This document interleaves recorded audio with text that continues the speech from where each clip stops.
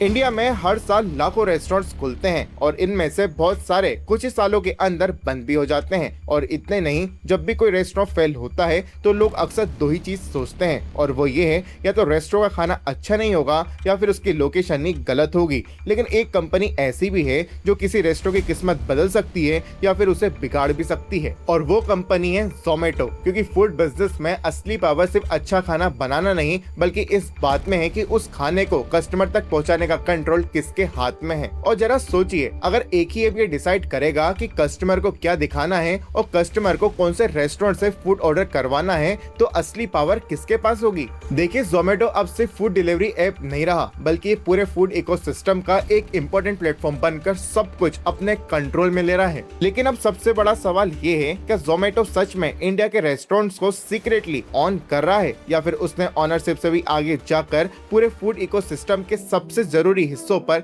अपनी पकड़ बना ली है। और आज से कुछ साल पहले तक रेस्टोरेंट बिजनेस का रूल बड़ा ही सिंपल था। अगर आपके रेस्टोरेंट का खाना अच्छा है, सर्विस अच्छी है और लोग आपके रेस्टोरेंट के बारे में दूसरों को बता रहे हैं, तो आपका बिजनेस चल जाता था। क्योंकि उस टाइम पर लोग रेस्टोरेंट ढूंढने के लिए कोई ऐप नहीं खोलते थे, बल्कि ऐप की जगह दोस्तों से पूछते थे और रास्ते में गुजरते टाइम जो भी रेस्टोरेंट दिखा उसके अंदर चले जाते थे। और इतने ही नहीं, उस टाइम पर कोई ज्यादा कंपटीशन भी नहीं था। फॉर एग्जाम्पल, अगर आप भोपाल या दिल्ली के किसी एरिया में एक आउटलेट चलाते थे तो आपका कंपटीशन सिर्फ आसपास के कुछ दूसरे आउटलेट से ही होता था। लेकिन फिर स्मार्टफोन्स आए और उनके साथ आए फूड एप्स, और यहीं से फूड बिजनेस का एक बहुत बड़ा रूल बदल गया। पहले सवाल होता था कि पास में सबसे अच्छा रेस्टोरेंट कौन सा है, और आज सवाल ये है कि ऐप पर सबसे अच्छा रेस्टोरेंट कौन सा दिख रहा है। क्योंकि अब एक लोकल आउटलेट सिर्फ अपने एरिया के कॉम्पिटिटर से कॉम्पीट नहीं करता, बल्कि वो ऐप पर मौजूद हजारों लिस्टिंग से कॉम्पीट करता है। क्योंकि अब कस्टमर सीधे रेस्टोरेंट नहीं जाता, वो सबसे पहले ऐप पर चेक करता है।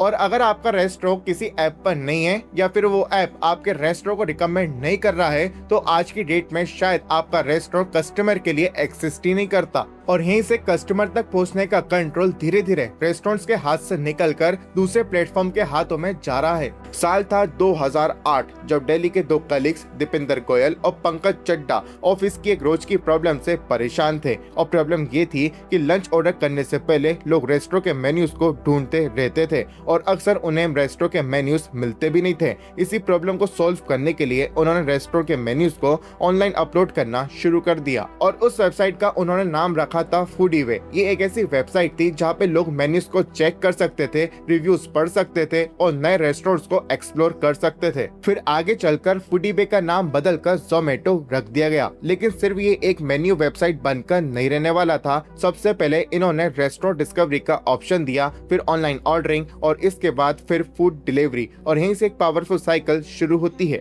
और जितने ज्यादा रेस्टोरेंट्स इस ऐप से जुड़े, उतनी ज्यादा कस्टमर्स को चॉइसेस मिली, और ज्यादा चॉइसेस ने कस्टमर को और भी ज्यादा अट्रैक्ट किया। और आज के टाइम पर ये प्लेटफॉर्म इतना ज्यादा बड़ा बन गया है कि इसके बिना कस्टमर्स तक पहुंचना बहुत ज्यादा मुश्किल हो गया है। आज के टाइम पर ये कस्टमर और रेस्टोरेंट के बीच में एक गेटवे का काम कर रहा है। कुल मिलाकर आज के टाइम पर ये फूड ऐप सिर्फ डिलीवरी पार्टनर नहीं रहे, बल्कि हर कस्टमर तक पहुंचने का एक जरूरी रास्ता बन चुके हैं। और इसी ट्रैप में रेस्टोरेंट के ओनर्स आज फंस चुके हैं। देखिए, साल 2018 तक जोमेटो इंडिया की सबसे बड़ी फूड डिलीवरी ऐप में से एक बन चुका था, और ग्रोथ भी बड़ी ही तेजी से हो रही थी। लेकिन इसी सब के दौरान उन्होंने एक बड़ा ही अजीब सा पैटर्न नोटिस किया कि पहले हफ्ते तक आउटलेट के ऊपर काफी अच्छे रिव्यूज आते, लेकिन अगले हफ्ते आते आते वो पूरा आउटलेट कंप्लेन से भर जाता, और कभी प्रॉब्लम्स के अंदर कभी खाने का टेस्ट बदल जाता, और कभी कस्टमर एक सेम डिश को दोबारा ऑर्डर नहीं करता। शुरुआत के अंदर तो लग रहा था कि इसके अंदर शेफ की गलती है, लेकिन जब रिसर्च करी गई तो प्रॉब्लम तो कुछ और ही थी। यहाँ पर वो सबसे बड़ी प्रॉब्लम थी इंग्रेडिएंट। देखिए, इंडिया के कई सारे रेस्टोरेंट अपना सामान अलग अलग वेंडर से खरीदते हैं, जैसे कि सुबह सुबह मंडी जाना, सप्लायर से डील करना, प्राइस नेगोशिएट करना,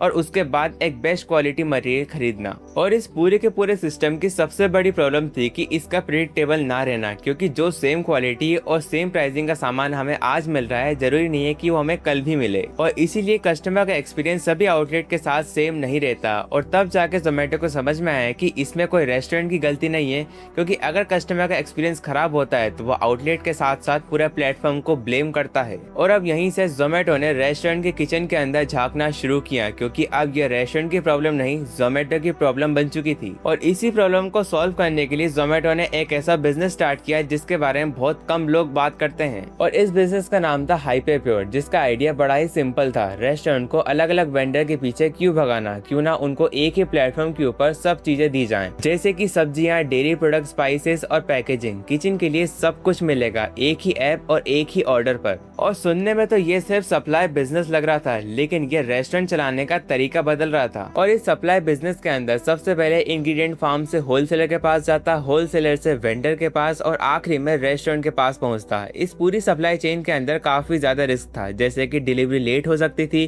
प्राइस बदल सकती थी और क्वालिटी भी हर बार सेम नहीं रहती। लेकिन हाइपरप्योर ने इस पूरे के पूरे सिस्टम को बदल के रख दिया और रेस्टोरेंट को कंसिस्टेंट क्वालिटी और प्रेडिक्टेबल प्राइस मिलने लगी। और धीरे धीरे हाइपरप्योर से रेस्टोरेंट को सामान पहुंचाने की सर्विस ही नहीं बल्कि उनके ऑपरेशंस का हिस्सा बन गया। और जब कोई सर्विस आपके बिजनेस का हिस्सा बन जाए तो उसे छोड़ना आसान नहीं होता। और शायद इसीलिए सिर्फ कुछ ही सालों के अंदर 72,000 से भी ज्यादा रेस्टोरेंट हाइपरप्योर से जुड़ गए। और सबसे इंटरेस्टिंग बात यहाँ पर यह है कि हाइपरप्योर सिर्फ किचन तक ही लिमिटेड नहीं रहा, क्योंकि साल 2022 में जोमेटो ने एक और बड़ा कदम उठाया। उसने ब्लिंकिट को भी एक्वायर कर लिया। उस वक्त ज्यादातर लोगों को ये लगा कि ये सिर्फ 10 मिनट डिलीवरी के बिजनेस में एंट्री के लिए किया है, लेकिन असली कहानी तो कुछ और ही थी। देखिए, ब्लिंकिट के स्टोर को हर दिन फ्रेश मटेरियल चाहिए होता था, जैसे कि सब्जियां, डेयरी प्रोडक्ट, फ्रूट और रोज इस्तेमाल होने वाली हजारों चीजें। लेकिन सवाल यहाँ पर यह था कि ये सब कुछ आएगा कहाँ से, और जवाब था हाइपरप्योर। और अब यहीं से जोमेटो का असली गेम समझ में आने लगा, क्योंकि एक ही सप्लाई चेन से रेस्टोरेंट और ब्लिंकिट स्टोर की दोनों की सप्लाई जाने लगी और दोनों सिस्टम के पीछे एक ही नेटवर्क काम कर रहा था। और धीरे धीरे यहाँ पर पिक्चर क्लियर होने लगती है। कस्टमर तक पहुँचना है तो जोमेटो, रेस्टोरेंट को इंग्रेडिएंट सप्लाई करनी है तो हाइपरप्योर, और हर घर इंस्टेंट डिलीवरी करनी है तो ब्लिंकिट।